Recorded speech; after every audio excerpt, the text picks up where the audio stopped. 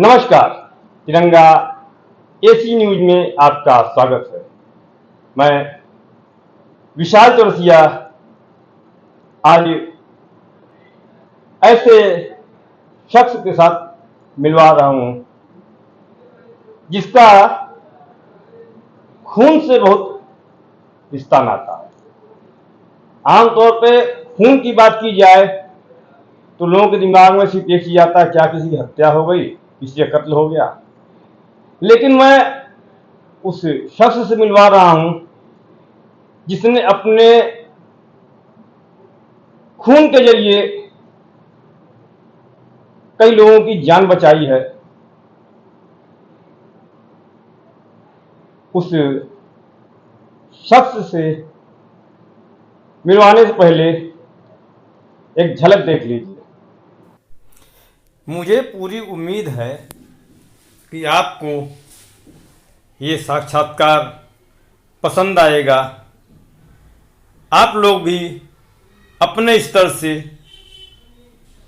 समाज की सेवा के लिए प्रयास करते रहेंगे और आप लोग भी पूरी कोशिश करेंगे कि कभी न कभी समाज की सेवा जितना भी संभव हो सके करें।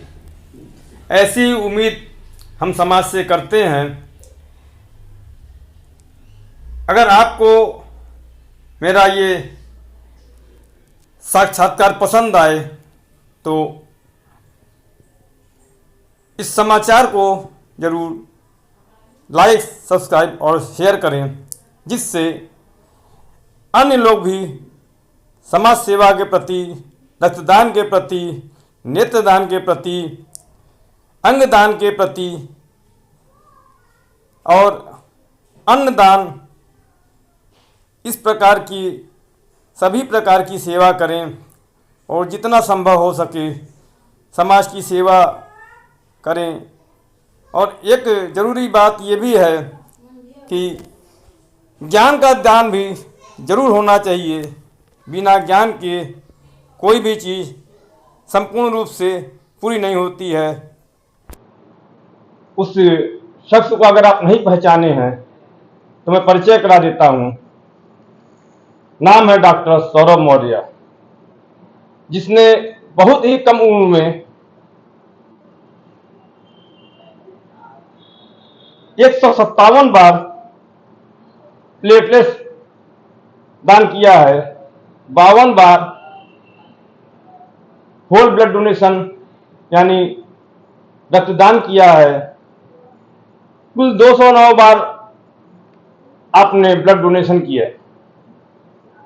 आप वाराणसी के सिगरा स्थित बैंक कॉलोनी वाराणसी के निवासी हैं। आपको कई संस्थाओं द्वारा सम्मानित भी किया गया है। वैसे तो अगर सम्मान की बात करें तो सैकड़ों सम्मान मिले होंगे, लेकिन कुछ प्रमुख सम्मान हैं।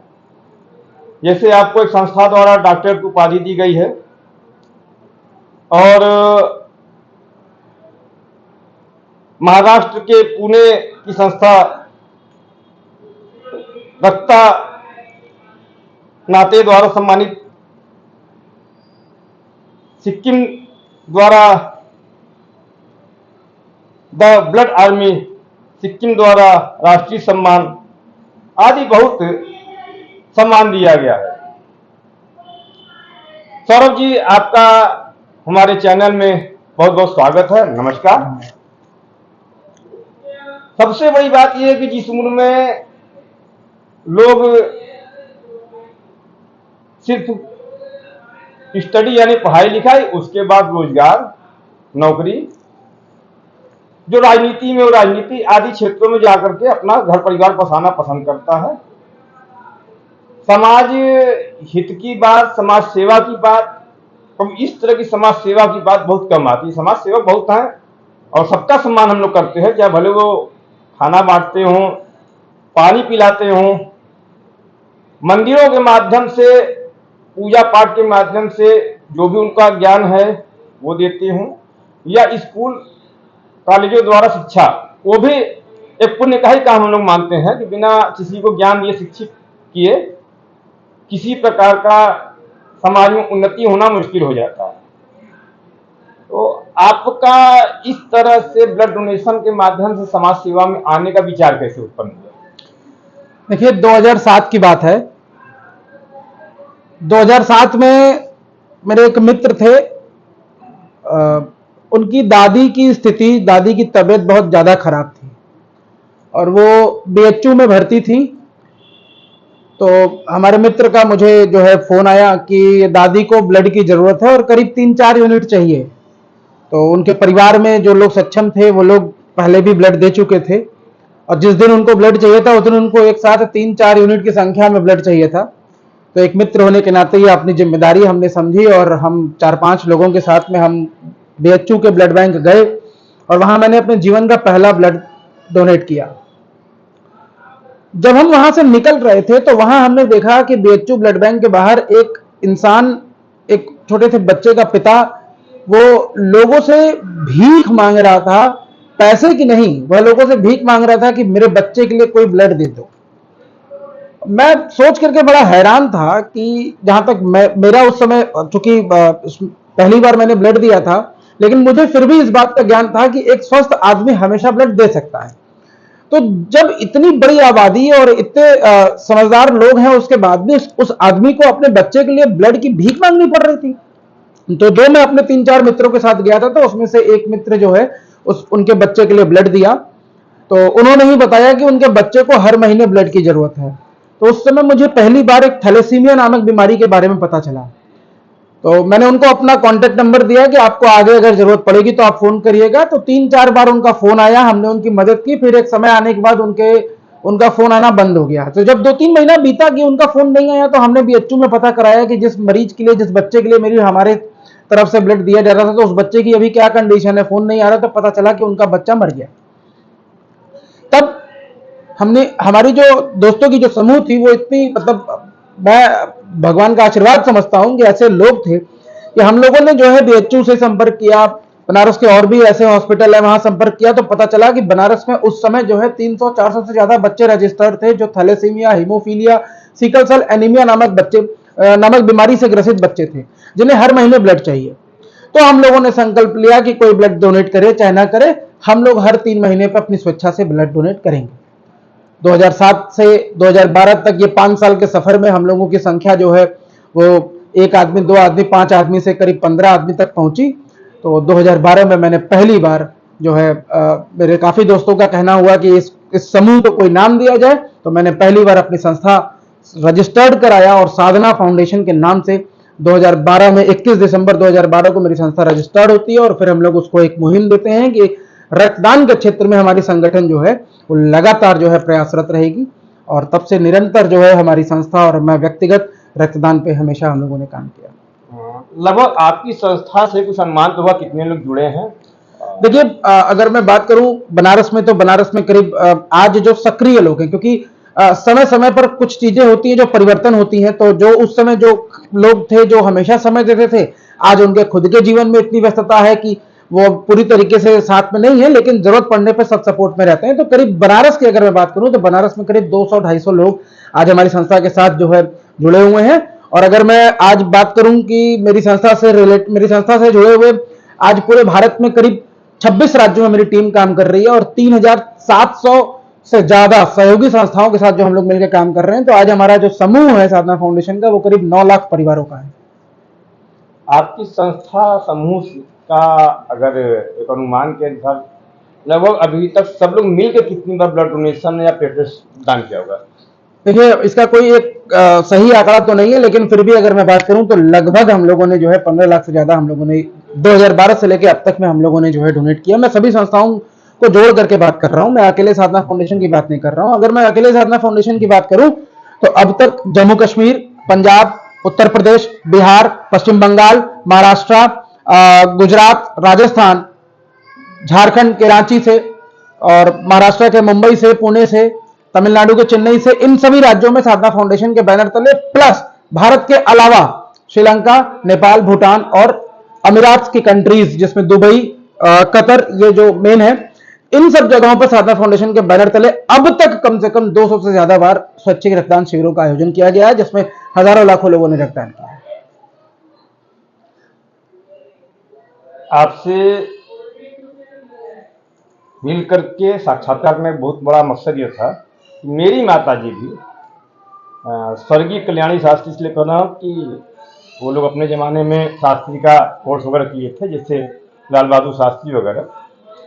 सन 90 में उनका जलने से एक्सीडेंट हो गया था और बीएचयू में एडमिट कराया गया था।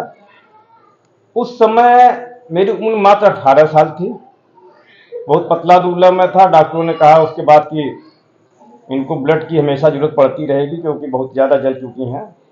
तो हम लोग तीन भाई मिल करके गलत तरीके से एक बार भाई हमारे 15 ही दिन का दोबारा ब्लड डोनेट किए थे, 4 यूनिट हो चुका था, जबकि 3 महीने के बाद डॉक्टर कहे थे, लेकिन बताया नहीं गया कि एक बार 15 दिन पहले कर चुके हैं। माँ के मुंह में सब लोगों ने किया जी। उसके बाद भी डॉक्टरों ने कहा जब इनको जरूरत पड़ती रहेगी। तो कुछ दोस्त वगैरह थे, रिश्तेदार थे, तो रिश्तेदारों में कई लोग तैयार नहीं, बस सिर्फ एक हमारे मौसा थे वो तैयार हुए।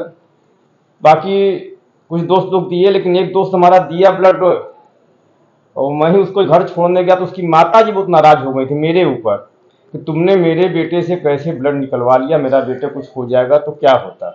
तुम्हारी माँ तो बीमार है, तुमको तो चिंता अपनी माँ की थी, लेकिन मेरे बेटे की चिंता नहीं अपने दोस्त की।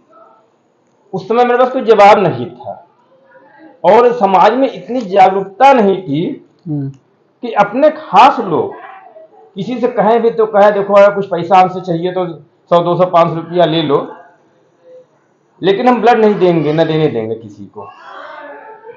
आज आप लोग के माध्यम से समाज में आप लोगों को देख करके कुछ लोगों को ये संदेश जाएगा। मेरा मकसद ये भी था कि देखिए एक व्यक्ति, आपकी उम्र कितनी होगी? 35 साल। और कब से शुरू किया था? 2007 से। 18 वर्ष की आयु से। 18 वर्ष की आयु से 35 साल की उम्र में आपने ब्लड डोनेशन शुरू किया और अभी तक एकदम स्वस्थ है, मस्त है। और सबसे बड़ी कृपा यह है, मुझे जो लगता है कि कहीं ना कहीं लोगों का आशीर्वाद इनको मिल रहा है, तो इनकी कहीं ना कहीं उन्नति भी हो रही है। उन्नति की कई परिभाषा है, सिर्फ आप अगर धन से उन्नति देखेंगे, गाड़ी घोड़े वैभव से देखेंगे, एक उन्नति ये होती है कि समाज में सम्मान। और अगर आपका सब कुछ धन वैभव है, सम्मान नहीं है, तो उस उन्नति को बहुत मतलब नहीं रहता है। मैं पत्रकार हूं, मैं आपका इंटरव्यू कर रहा हूं तो ये मेरे लिए सम्मान की बात हो रही है कि मैं ऐसे शख्स का इंटरव्यू किया मुझसे उम्र में छोटा है और इतना बड़ा समाज सेवा काम किया है। मैं बाद में भी ब्लड डोनेशन करने गया था, लेकिन मुझे जन्म से कुछ ऐसी बीमारी थी कि मेरा ब्लड आ रही है, मतलब बीपी हमेशा लो हो जाता है। तो एक बार मैंने अपनी माँ के जो है गुजरने के 1 साल बाद मैं गया क्या उनकी, तो डॉक्टरों ने हमको सब कहा खाना भी खा लो, चाय भी पी लो, सब कर लो, 2 घंटा इंतजार करना। कहा कि नहीं, आपकी इस बीमारी में मैं नहीं ले सकता हूं, क्योंकि अगर कुछ आपको हो गया तो मैं दोबारा नहीं कर पाया। उस समय तो रिक्वेस्ट करके मैंने कर दिया था डॉक्टरों से कि डॉक्टर साहब मेरी माँ बीमार है, जब मेरी बीमारी मत देखिए। बड़ी मुश्किल से उस समय भी डॉक्टर तैयार हुए थे, तो कहे खाना वाना खा कर तब 18 साल की उम्र तो कैसे कैसे जो है उन्होंने फिर भी ले लिया था कि चलो जवान हो। आज मैं आपका और आपके माध्यम से आपसे के सहयोग योगी जो आपके साधना फाउंडेशन जुड़े हैं, सब लोगों को धन्यवाद भी देना चाहता हूं कि आप एक समाज में जागरूकता फैला रहे हैं और लोगों की जान भी बचाने की पूरी कोशिश कर रहे हैं। बाकी तो ईश्वर की मर्जी होती है, डॉक्टर अपना प्रयास करता है। कभी कभी ब्लड प्रेशर और ब्लड चढ़ाने के बाद भी किसी की जान नहीं भी बच पाती है, उसमें ना आपकी कोई गलती होती है, डॉक्टर की कोई गलती होती है। सब अपना फर्ज पूरा करते हैं, कोशिश करते हैं। मेरा आपसे साक्षात्कार करने का मकसद यही था कि लोगों में जागरूकता भी आए। अभी कुछ समय पहले मैं डॉक्टर अनुराग टंडन का इंटरव्यू किया हूं नेत्रदान के विषय को लेकर के। जी।